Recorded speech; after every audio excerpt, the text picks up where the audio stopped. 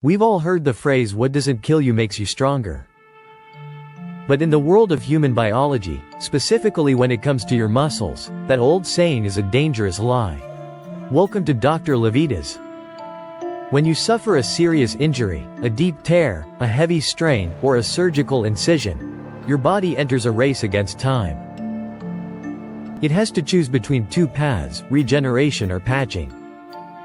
Most of us end up with the patch. We call it scar tissue. It feels like a persistent tightness that never quite goes away, or a weak spot that seems to re-injure every single time we push ourselves. Today, we are exploring the hidden science of why your body chooses scar tissue over muscle, why that tissue is a problem for your performance, and, most importantly, how you can use modern clinical tools to break free from the trap and reclaim your original strength. Please take a second to like the video and leave a comment. Your engagement is a huge help to the channel. Let's look at the immediate aftermath of a crisis. What happens biologically when a severe muscle tear heals with fibrotic scar tissue instead of healthy, aligned muscle fiber?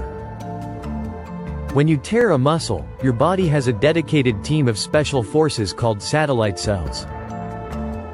These are muscle stem cells whose only job is to turn into brand new, functional muscle tissue.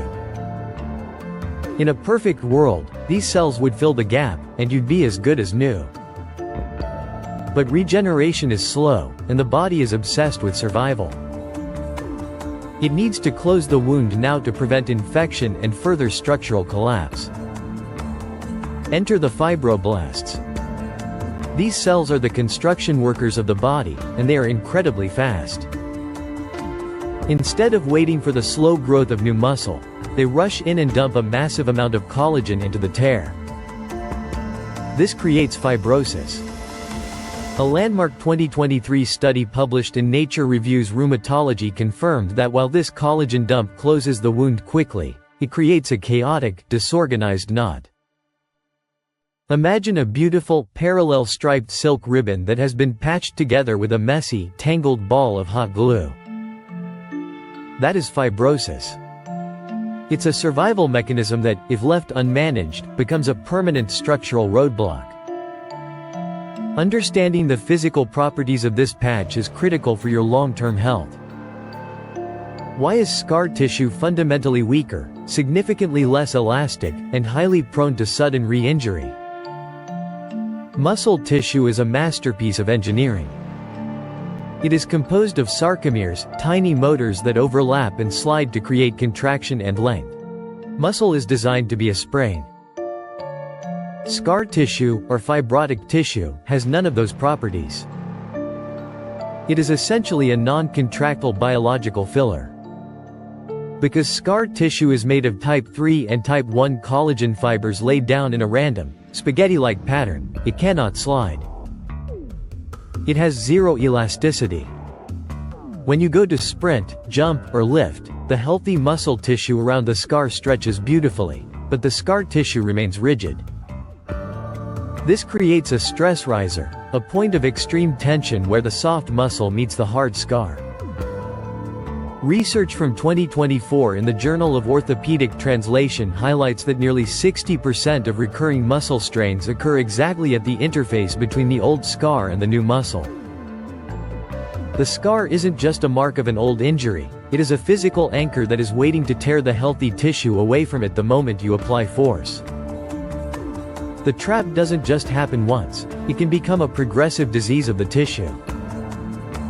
How does chronic, unresolved inflammation in the muscle lead to permanent fibrosis and loss of mobility? Inflammation is supposed to be an acute fire that cleans the site and then goes out. But in many of us, due to poor nutrition, lack of sleep, or returning to training too early, that fire never fully extinguishes. This is chronic low-grade inflammation. When inflammation lingers, it keeps the fibroblasts in a state of permanent high alert. They continue to churn out collagen, even when the wound is closed. This is what we call systemic fibrosis. Over time, the extracellular matrix, the scaffolding that holds your muscle fibers together, begins to thicken and stiffen. A comprehensive 2022 clinical review showed that this stiffening is a hallmark of biological aging. Your muscles don't just get tight, they are literally turning into a leathery, fibrotic material. This loss of mobility isn't just a lack of stretching, it's a physical change in your tissue's architecture driven by an immune system that doesn't know when to quit. If you're already stuck in the trap, you need to know how to break the glue. What is the role of deep tissue friction massage in breaking up these chaotic, cross-linked collagen bundles? For years, people thought massage was just about relaxation. But in the context of fibrosis, it is a mechanical intervention. We call this cross-friction massage. By applying deep, transverse pressure across the grain of the scar tissue, you're performing a controlled re-injury. This mechanical stress does something brilliant. It breaks the random cross-links between the collagen fibers. It's like taking a comb to a matted bird's nest of hair. A 2025 study in clinical rehabilitation demonstrated that targeted friction massage triggers a process called mechanotransduction. The pressure signals the fibroblasts to stop producing messy collagen and start producing specialized enzymes that dissolve the old, rigid knots. You are essentially melting the biological hot glue, allowing the fibers to realign and the muscle to finally slide again. It's uncomfortable, yes, but it is one of the only ways to manually reset the tissue's structural memory. One of the biggest challenges in rehab is that heavy weights break the scar, but light weights don't trigger growth. This is where we use a metabolic hack. How does blood flow restriction, or BFR, training help rehab injured, fibrotic tissue without requiring heavy loads? BFR involves placing a specialized cuff at the top of a limb to restrict venous blood flow while allowing arterial flow. This creates a hypoxic environment, a lack of oxygen, inside the muscle. In this state, even lifting a 2-pound weight feels like lifting 50 pounds. This is a game changer for fibrosis. Heavy loads can often cause a re-tear at the site of the scar tissue. But BFR allows you to achieve a massive growth hormonal response using only 20% of your maximum weight. According to a 2024 meta-analysis, BFR training floods the injured area with growth hormone and IGF-1. These hormones are the exact antidote to fibrosis. They encourage the satellite cells to grow new muscle while suppressing the fibroblasts from making more scar tissue. You are effectively tricking your body into a state of deep regeneration without ever putting the fragile scar tissue under dangerous mechanical stress. This section is for anyone currently nursing a fresh injury. Why is early mobilization, moving the muscle safely after the first 48 hours, absolutely critical to prevent excessive scar formation? The old RICE protocol, rest, ice, compression, and elevation, is largely being replaced in modern sports medicine with MET movement, elevation, and traction. If you stay completely still while a muscle tear is healing, the fibroblasts will lay down the collagen in a random pile, because there is no mechanical signal telling them where to go. By moving the muscle gently and safely within its pain-free range, you're providing a blueprint. The tension of the movement tells the new collagen fibers exactly how to align. They line up along the axis of pull, just like healthy muscle. A landmark 2023 orthopedic consensus statement confirmed that patients who began early protected motion had 30% less fibrotic scar tissue and 50% more functional strength compared to those who remained immobilized. Movement is the architect that ensures your repair job looks like a high-performance muscle and not a messy patch. Finally, let's talk about a nutritional tool that sounds like science fiction.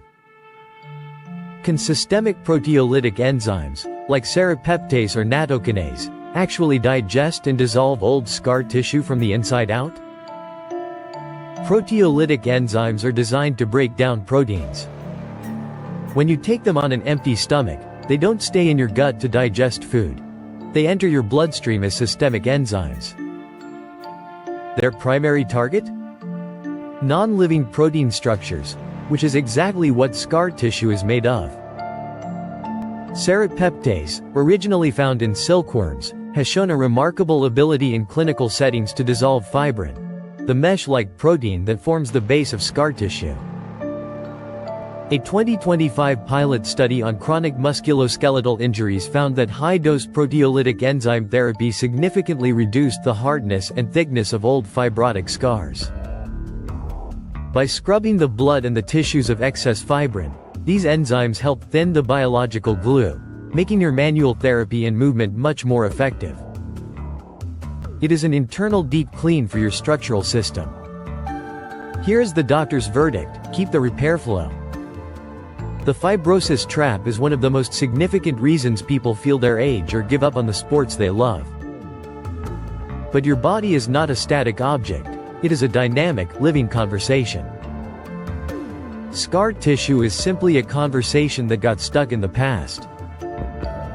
By melting the glue with friction, utilizing the hormonal power of BFR, moving early and often, and supporting your system with the right enzymes, you can rewrite your structural destiny. You don't have to live with the weak spot or the tight lump.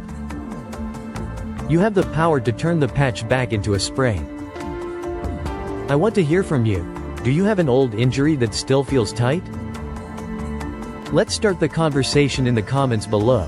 Stay resilient, stay curious, and I'll see you in the next one. Watch this video suggestion, it was especially picked for you. Please share, comment, like the video, subscribe, and hit the bell icon. Thank you, it helps a ton with the algorithm. Remain tuned for future videos and keep growing.